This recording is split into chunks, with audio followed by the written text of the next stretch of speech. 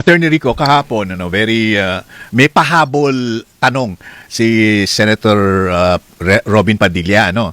At very, very curious yung, maganda yung tanong kasi ang kanyang itinatanong kay Agent Calilong was, nasaan yung pinagkopyahan mo na original noong video na pinresent?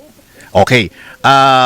Ang sinacertify ni NBI Agent Calilong, di po ba, na siya yung kumuha nun from the Facebook Live of Harry Roque.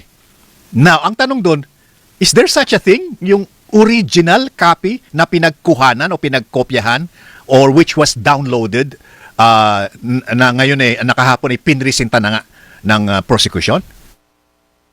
Mukhang hindi yata natin naintindihan kung anong quote-unquote original in the context ng testimony po ni Mr. Calilong. No? Apo. That is actually admissible as quote-unquote original in the context ng forensic evidence. Kaya under Section 2, Rule 3 of the Supreme Court's Rules on Electronic Evidence, yan ay considered as original, quote-unquote. At yan ay nag-present ni Mr. Calilong as the original copy.